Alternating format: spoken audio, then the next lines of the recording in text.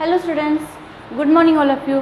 Students, into a previous video we have seen about the types of sentences as well as how we can change the sentences into a simple present tense. आपण मागच्या व्हिडिओजमध्ये वाक्याचे दोन प्रकार बघितले, होकारार्थी वाक्य, नकारार्थी वाक्य means affirmative sentence and the negative sentence, and we have seen how we can change the sentence form into affirmative to negative. आपण हे सुद्धा पाहिलं की वाक्य आपण नो नॉट या नकारार्थी शब्दांना ॲड करून वाक्य नकारार्थी कसं बनवता येऊ शकतं सिंपल प्रेझेंट टेन्स म्हणजे साध्या वर्तमान काळामध्ये. नाव into a simple present tense there is one more type of sentence that is interrogative sentence. म्हणजेच आपण काल पाहिलं प्रश्नार्थक वाक्य,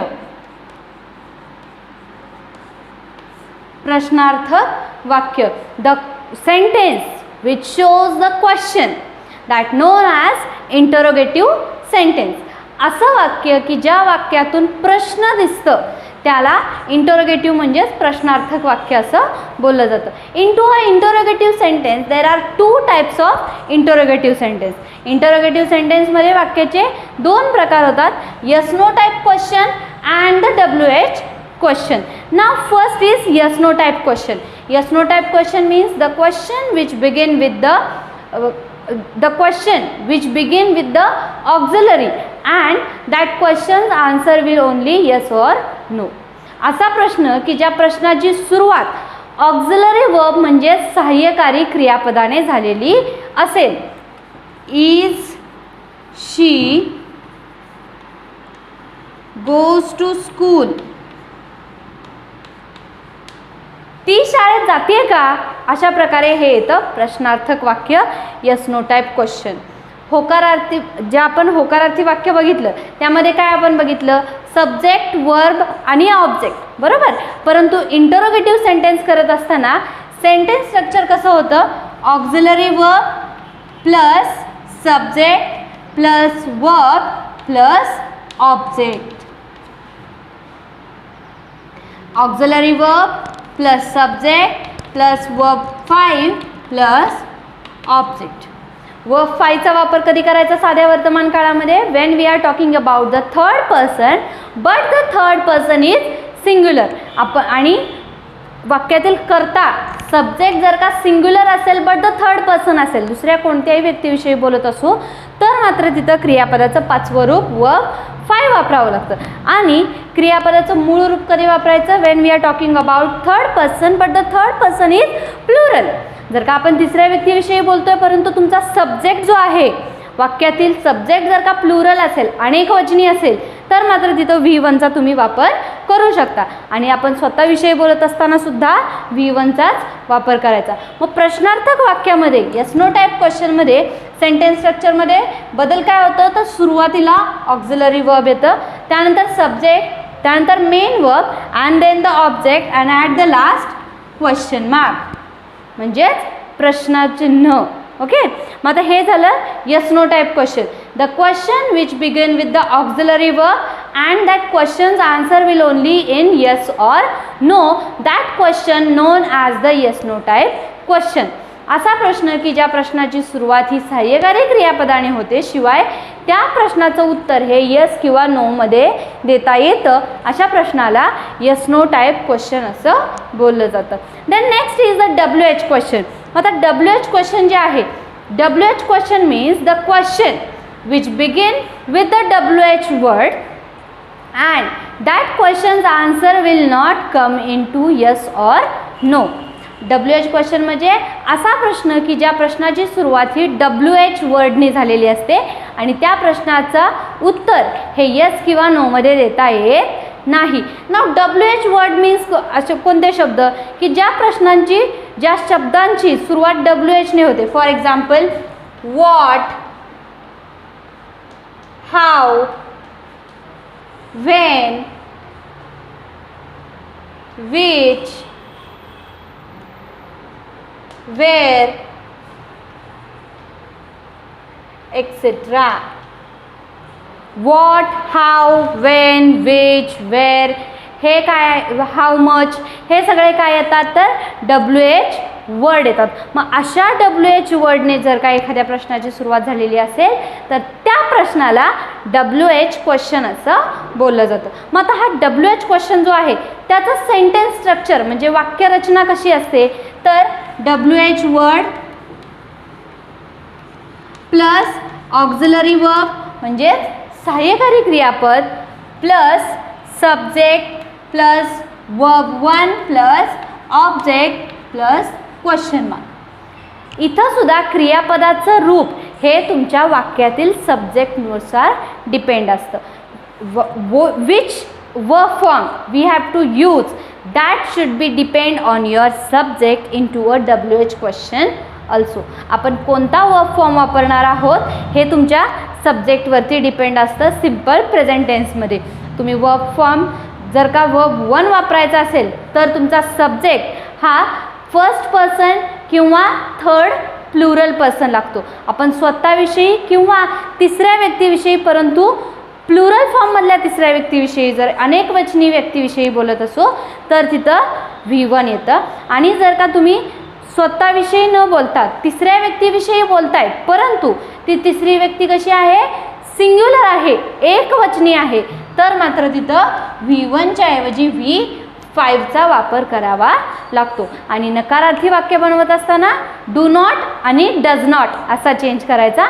आणि येस नो टाईप क्वेश्चन बनवत असताना ऑक्झिलरी वर्ब सुरुवातीला the question which begin with the auxiliary verb and that question's answer will not come only in yes or no. That question is known as the yes no type question.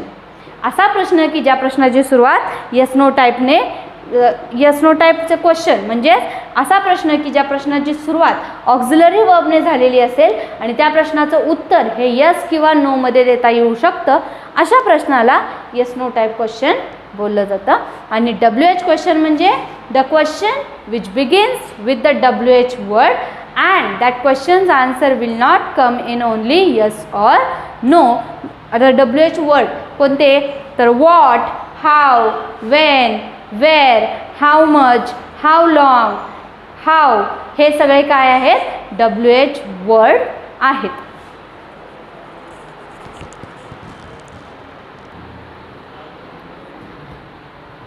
आता आपण simple present tense मधलीच काही वाक्य पाहूयात.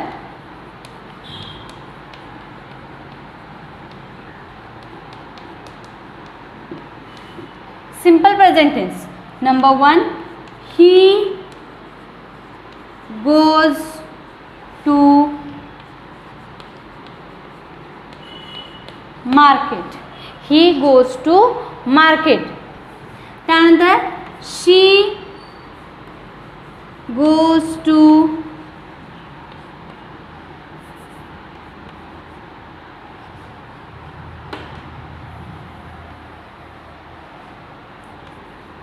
movie. She goes to movie. ती मूवीला जाते. We go to movie. आम्ही movie बघायला चाललेलो आहोत. They go to market. They go to market. ते मार्केटमध्ये चाललेले आहेत. आता हे सगळी वाक्य झाली ॲफर्मेटिव्ह सेंटेन्स म्हणजेच होकारार्थी वाक्य बरोबर. या सेंटेन्समध्ये कोणताही नो नॉटचा वापर झालेला नाही शिवाय ऑक्झिलरी म्हणजे सहाय्यकारी क्रियापदाचा सुद्धा वापर नाही. सिंपल सेंटेन्स स्ट्रक्चर आहे सब्जेक्ट V1 और V5 ऑब्जेक्ट. सब्जेक्ट V1 और V5 प्लस ऑब्जेक्ट हे झाले ॲफर्मेटिव्ह सेंटेन्सेस होकारार्थी वाक्य. आता यामध्ये ही, शी, वी, दे हे सगळे काय आहेत तर सब्जेक्ट आहेत. तर या सब्जेक्टनुसार आपण गो आणि गोचा वापर केला. सब्जेक्ट जर का सिंग्युलर आहे परंतु थर्ड पर्सन आहे तर मात्र आपण इथं गोज वापरलं. सब्जेक्ट प्लुरल आहे त्यासाठी आपण वर्ब 1 वापरलं. सब्जेक्ट प्लुरल आहे दे इथं सुद्धा आपण वर्ब वनचा वापर केला. म्हणजे सब्जेक्टनुसार वाक्यातील क्रियापदाचा वापर सिम्पल प्रेझेंट टेन्समधल्या होकारार्थी वाक्यामध्ये नकारार्थी वाक्यामध्ये सुद्धा चेंज होतो. त्यानंतर नेक्स्ट येत आहे ते म्हणजे निगेटिव्ह सेंटेन्स, म्हणजे त्याला आपण नकारार्थी वाक्य असं म्हणतो. He does not go to market. He does not go to market. आता इथं आपण वर्ब वनचाच वापर केला. का वर्ब वनचाच वापर केला? कारण आपण जे सहाय्यकारी क्रियापद वापरलेलं आहे डज, त्याचा इथं 5वा फॉर्म आहे. ऑक्झिलरी वर्बचा 5वा फॉर्म डज आहे. लक्षात घ्या, डू हा असा एकमेव वर्ब आहे की ज्याचा डू हा वर्ब 1 आहे. त्यानंतर डीड हा वर्ब 2 येतो. त्यानंतर डन हा वर्ब 3 येतो. त्यानंतर डुईंग हा वर्ब 4 येतो आणि डज हा वर्ब 5 येतो. डू हे ऑक्झिलरी वर्ब आहे, सहाय्यकारी क्रियापद आहे, परंतु त्याची 5ही रूपं बदलता येऊ शकतात. मग त्यानुसार वाक्यातील काळानुसार आपल्याला त्याचा वापर करावा लागतो. आता he does not go to market. आपण जर इथं ऑक्झिलरी वर्बचा 5वा फॉर्म घेतलाय तर मेन वर्बचा 5वा फॉर्म येत नाही. ऑक्झिलरी वर्बचा जर का 5वा फॉर्म असेल तर मेन वर्बचा पहिला फॉर्म आपल्याला वापरावा लागतो. आणि we do not go to school. Subject auxiliary verb plus not, V1 plus object.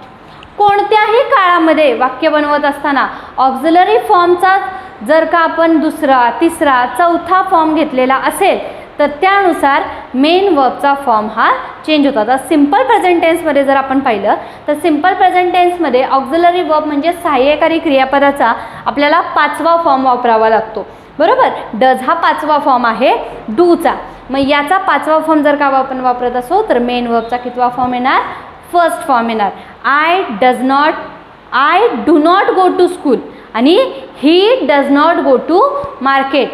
I आणि वी, दे याच्यासाठी डूचा वापर करायचा. डूचा वापर कधी करायचा? निगेटिव्ह वाक्य बनवत असताना, नकारार्थी वाक्य बनवत असताना. I, we, they, you. I, we, they, you यासाठी डूचा वापर करायचा. आणि शी, ही आणि एखादं नेम असेल पण आपण तिसऱ्या व्यक्तीविषयी बोलतोय तर मात्र तिथं डजचा वापर करायचा. ओके, डू आणि डज. आता हे झाले वाक्य. होकारार्थी वाक्य म्हणजेच ॲफर्मेटिव्ह सेंटेन्स, निगेटिव्ह सेंटेन्स. आपण सिम्पल प्रेझेंट टेन्समध्ये होकारार्थी वाक्य, ॲफर्मेटिव्ह सेंटेन्स आणि निगेटिव्ह म्हणजे नकारार्थी वाक्य, त्याशिवाय इंटरोगेटिव्ह सेंटेन्स म्हणजेच प्रश्नार्थक वाक्य. प्रश्नार्थक वाक्यामध्ये पुन्हा वाक्याचे 2 प्रकार पडतात, यस नो टाईप क्वेश्चन आणि WH क्वेश्चन. हे आपण पाहिलं. त्यानंतर नेक्स्ट व्हिडिओमध्ये आपण याच्या पुढचा काळाचा प्रकार आणि त्याची वाक्यरचना कशी असेल ते पाहूयात. थँक्यू.